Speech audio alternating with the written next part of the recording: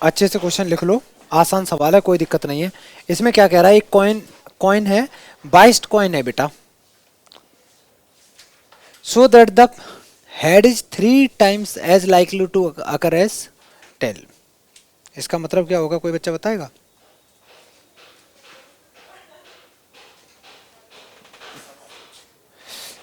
हम लोग इसको ऐसे लिख सकते हैं, लेट प्रोबेबिलिटी नहीं,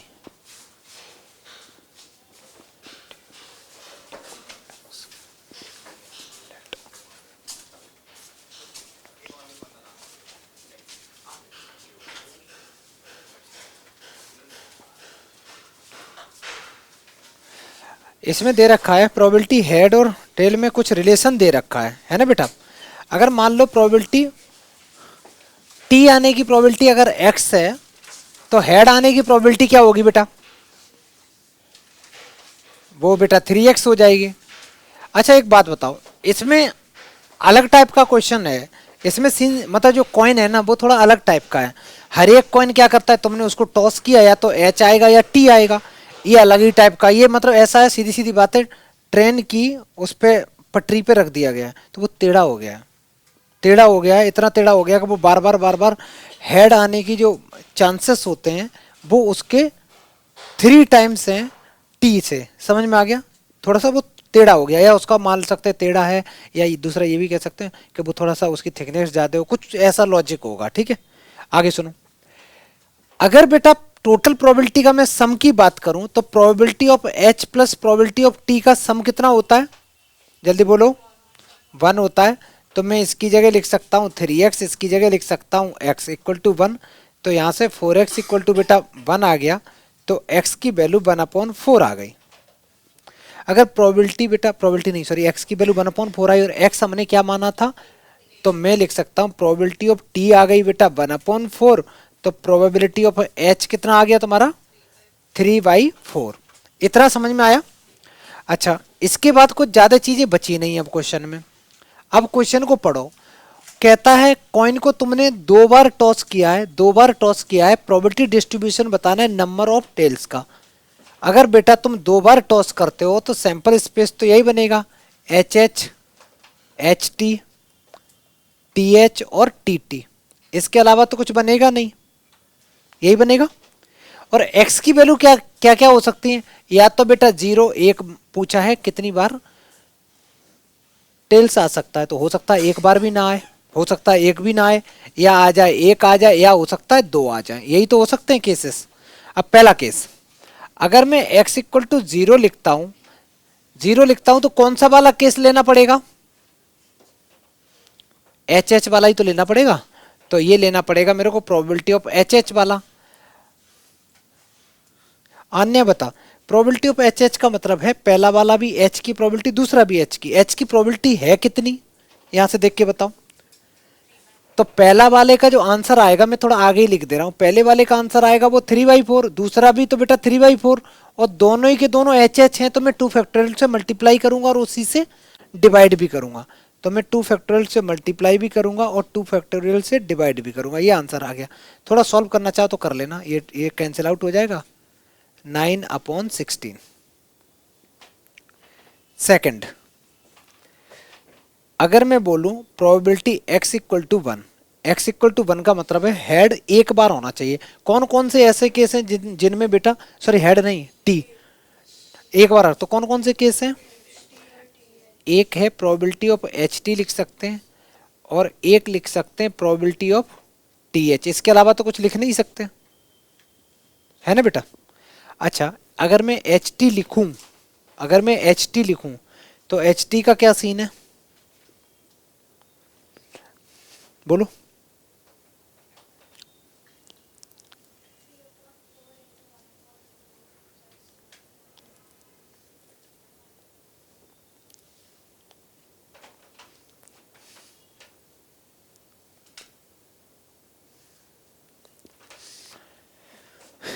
एच टी, एच की प्रोबेबिलिटी यहां से लिखो सारे बच्चे, बहुत आसान है। 3/4, और टी की प्रोबेबिलिटी कितनी है? 1/4। एक केस ये बन जाएगा, दूसरा इसका उल्टा है, तो 1/4 इंटू 3/4। अब देखो इसके इसमें क्या है ना, इसमें हम लोगों ने जो नहीं कॉइन वाला वो उठा उठा के कर रहे थे वो नहीं कर पा रहे डायरेक्ट, क्योंकि दिक्कत क्या हो जा रही है यहाँ पे, दिक्कत ये है कि इनकी जो वैल्यू है वो थोड़ी सी अलग टाइप की दे रखी है ना बेटा, इसलिए नहीं कर पा रहे हम लोग ये चीज़ें। अच्छा इसको सॉल्व कर दोगे कुछ मेरा आंसर आ जाएगा, ये आ जाएगा 16 अपॉन जो भी 16 में रहेगा, ऊपर आ जाएगा 9/16 ही आएगा। ठीक है, नेक्स्ट केस, जब हम लेंगे x equal to 2, X equal to 2 का मतलब है दोनों कितना बेटा, 6/16 है। x इक्वल टू 2 लेंगे तो 2 का मतलब ये है दोनों में क्या आना चाहिए, टी आने चाहिए, तो एक ही केस तो भर रहा है, तो प्रोबेबिलिटी ऑफ टी वाला, टी की जो प्रोबेबिलिटी है वो 1/4 है पहले में, तो दूसरे में भी 1/4 होगी, यही रहेगा, इसमें चेंज नहीं होगा कुछ। ठीक है,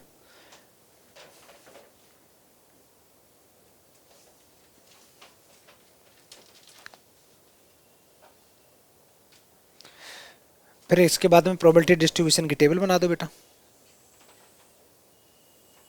मैंने बड़ी लंबी चौड़ी बना दी, इसका कोई ज़रूरत नहीं थी। x की जगह जब मैंने जब 0 लिखा तो आंसर आया 9/16, x की जगह जब 1 लिखा तो 6/16, और x की जगह जब 2 लिखा तो 1/16। सारे बच्चे कर लो, जो बच्चे लेट आए हो ना तुम लोग, इसमें दे रखा था कि जो नॉर्मल कॉइन नहीं था वो कह रहा था प्रोबेबिलिटी हेड आने की है 3 टाइम्स टेल से, तो मैंने उसको x मान लिया। अगर प्रोबेबिलिटी टेल की मैंने x कंसीडर करी तो हेड की बन गई 3x। प्रोबेबिलिटी हेड और टेल दोनों का सम कितना होता है 1, तो मैंने उन दोनों को ऐड करके 1 के इक्वल किया, x की वैल्यू आ गई, इससे t की प्रोबेबिलिटी आ गई, h की प्रोबेबिलिटी आ गई। फिर उसके बाद में मैंने भाई अपना प्रोबेबिलिटी डिस्ट्रीब्यूशन लगा दिया। क्यों लगाया, क्योंकि इसमें कॉइन को तुमने 2 बार टॉस किया था, 2 बार कर रहे तो या तो 0 बार हेड आ सकते हैं, या तो 1 टाइम या 2 टाइम्स, और टी का पूछा था तो वैसे ही सेम कंडीशन बना दी, 3 बन गए, ये लिख दिया। जल्दी करो बेटा, नेक्स्ट सवाल करते हैं। इसके बाद हो गया ना, ये सवाल मैं नहीं बताने वाला, इतनी बार बताया है, और जो नहीं करेगा वो सिर्फ मार खाएगा, कुछ नहीं। चलो मैं तैयार हो रहा हूँ, रिकॉर्डिंग बंद करता हूँ, चालू करो। सबसे अच्छा बैकअप आन्या ने किया है, बहुत बढ़िया बेटा, अच्छे से पढ़। हैं देखो इन सब के आंसर क्या आएगा, जल्दी बोलो, इन सब का सम क्या आएगा। तो मैं पहला पार्ट जब करूंगा तो डायरेक्ट होता है, जो प्रोबेबिलिटी इन सब की 1 के इक्वल कर दो, 1 के इक्वल कर दो।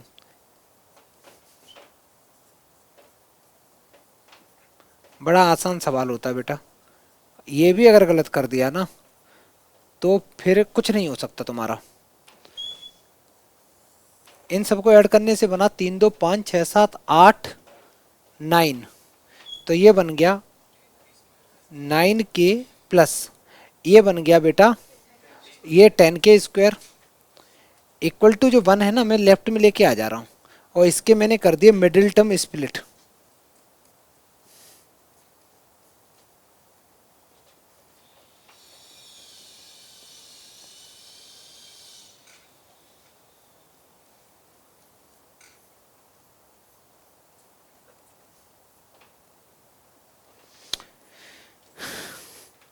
एक आ गया 10k माइनस 1, और एक ब्रैकेट में आ गया बेटा k plus 1 equal to 0।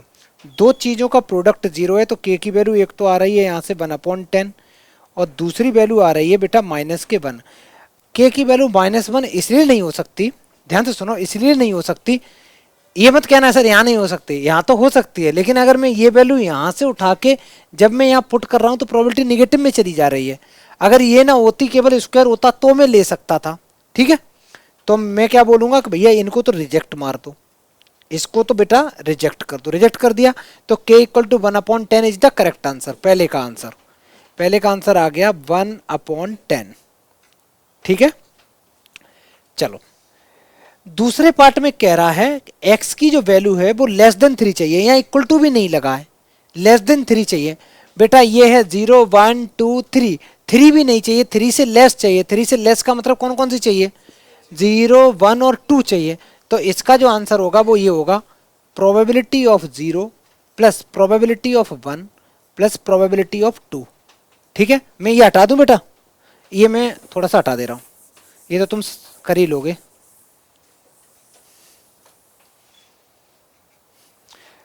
Probability of 0, probability of 0 की वैल्यू कितनी है, 0 की 0 है, इसकी वैल्यू बेटा 1/k है, और इसकी वैल्यू है बेटा 2k, 2k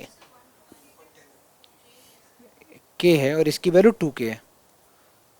ये 3 क्या होगा, k की वैल्यू कितनी थी बेटा 1/10, तो आंसर कितना आ गया 3/10।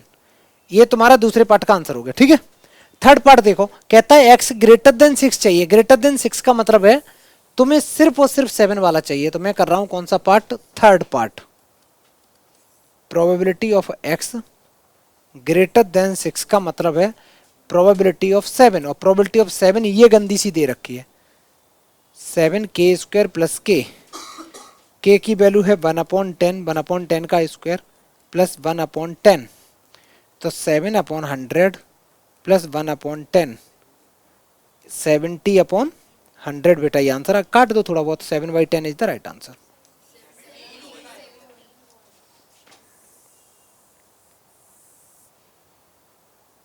ये आ गया 100, 7 प्लस 10 तो 17/100। बेटा ये क्लास में कराया था मेरे को लग रहा है, सेम आंसर आ रहे हैं। अच्छा, लास्ट सवाल कहता है ये देखो, यहाँ पे इक्वल टू नहीं है ना, तो हम 0 भी नहीं ले सकते, 3 भी नहीं ले सकते, तो कौन सा लेंगे, 1 और 2 लेंगे। तो इसका जो आंसर आएगा probability of 1 plus probability of 2 आ जाएगा। अच्छा, 1 और 2 की प्रोबेबिलिटी ये दे रखी है, तो ये आ जाएगा k प्लस 2k, ये बन गया 3k, तो 3/10 इज द राइट आंसर। समझ में आया बेटा ये क्वेश्चन। इसके बाद नेक्स्ट करते हैं, ये तो आसान सवाल है बिल्कुल।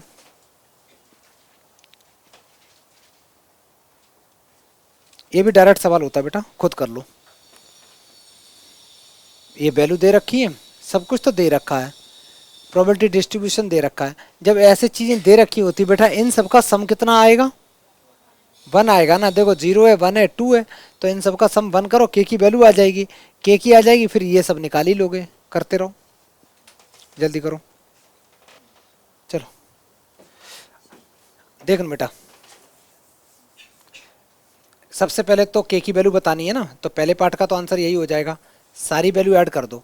प्रोबेबिलिटी ऑफ 0 मैं डायरेक्ट कर दे रहा हूँ बेटा, k plus 2k plus 3k equal to 1, 3 2 5, 6k equal to 1, तो k की वैल्यू आ गई बेटा 1/6। किसी को कोई दिक्कत? पहला पार्ट तो बड़ा आसान है, सेकंड पार्ट करते हैं। सेकंड पार्ट में तो ढेर सारे पार्ट दे रखे हैं।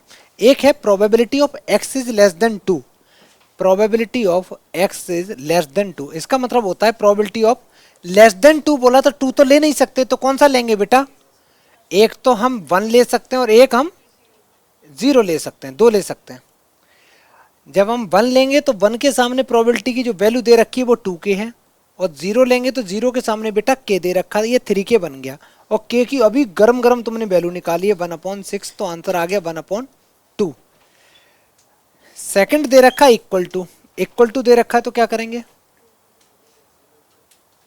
लेस देन इक्वल टू जब होगा तो ये प्रोबेबिलिटी ऑफ 0 भी रहेगा, 1 भी रहेगा बेटा, 2 भी रहेगा। 0 की वैल्यू है k, 2k और 3k ले लेंगे, 3 2 5, ये बन गया 6k, और k की वैल्यू है बेटा 1/6, तो आंसर कितना आया 1 आ गया। और पूछा है x greater than equal to 2 है, जब वो बोलता है x की वैल्यू 2 के अलावा कुछ भी होगी,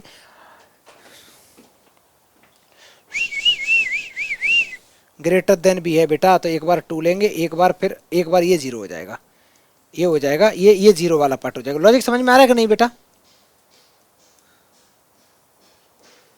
अदरवाइज लिख सकते हो या फिर ग्रेटर देन 2 लिख सकते हो।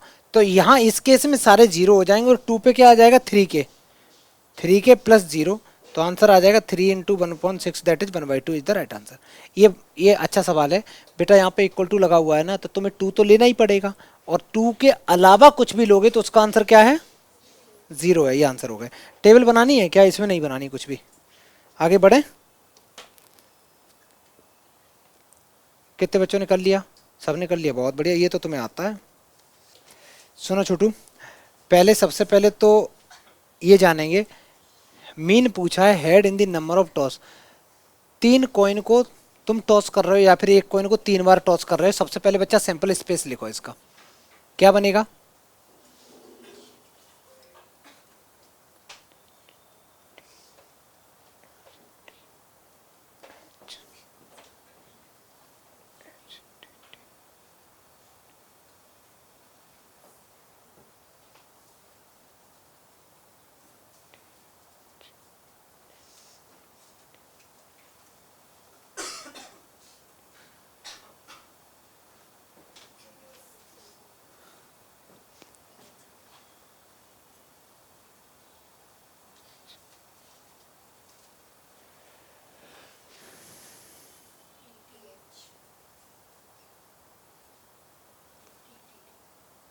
हो गए सारे? देखो बेटा, ये लिखने के बाद में अब तुम्हारा काम ये है, सबसे पहले इसने पूछा है मीन निकालना है हेड निकालने का। तो पहले तो बेटा ये प्रोबेबिलिटी डिस्ट्रीब्यूशन से पूरा का पूरा तुम टेबल बनाओ। पहले तो हेड निकालने की प्रोबेबिलिटी तो निकालो, जब हेड निकालने की प्रोबेबिलिटी आ जाएगी फिर उसका मीन निकाल लेंगे। तो पहले निकालेंगे हम क्या, x इक्वल टू, और x क्या है, x हमारी, x is considered as success of getting head. तो x इक्वल टू या तो बेटा हेड 0 आएंगे या 1 आएंगे या फिर 2, इसके अलावा क्या आ सकते हैं? तुम कितने टॉइन को टॉस कर रहे हो बोलो? तो 3 तक आ सकते हैं, है ना? या तो एक हेड आ जाए या 2 आ जाए या फिर तीनों के तीनों आ जाए। अब इसको हम लोग कैसे लिखेंगे, बड़ा आसान है। प्रोबेबिलिटी x इक्वल टू 0 का मतलब है कि एक भी हेड नहीं आना चाहिए। तो कौन सा केस लेंगे इसमें? तो प्रोबेबिलिटी ऑफ टी ले लेंगे बेटा। तो आंसर कितना आया? 1/8। बहुत बढ़िया। x इक्वल टू अगर मैं 1 कंसिडर करूं, 1 का मतलब है जस्ट एक बार h आना चाहिए। कितने हैं बेटा? बहुत बढ़िया। तो मैं डायरेक्ट लिख दूं 3/8। कौन कौन से केस हैं?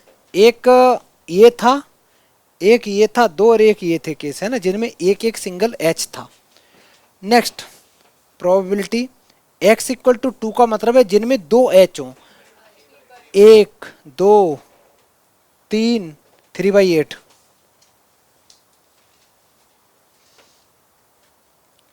और x इक्वल टू 3 का मतलब होता है कि जिसमें सारे के सारे कितने हैं? ये हो गया 1/8। यहां से बना लो बेटा प्रोबेबिलिटी डिस्ट्रीब्यूशन की टेबल। तो यहाँ पे मैं x लिखूंगा, यहाँ पे मैं p ऑफ x लिखूंगा।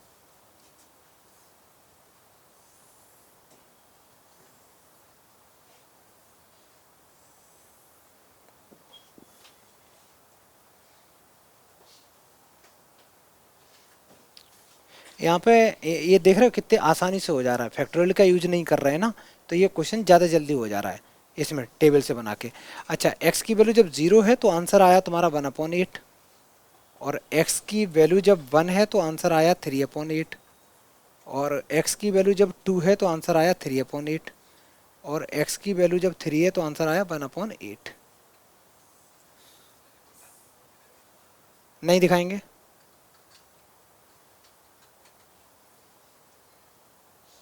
अच्छा सुनो बेटा, आसान चीज़ से कर लेते हैं ना। अब तुम डायरेक्ट कालका जी से यहाँ कोचिंग आते समय रोड से आ सकते हो। अब मैं बोलूँ नहीं बेटा तुम पहले आगरा जाओ फिर हमें दिखाओ, तो चेन्नई घूमते हुए यहाँ आओ, ऐसे नहीं, इसको बदतमीजी कहते हैं ना। आसानी से करो ना। आगे देखो, क्वेश्चन में ये सब आ गया। अब बेटा जो मीन का फॉर्मूला होता है, मीन का जो फॉर्मूला होता है तो ये होता है summation, summation X I into P of X I कह सकते हो।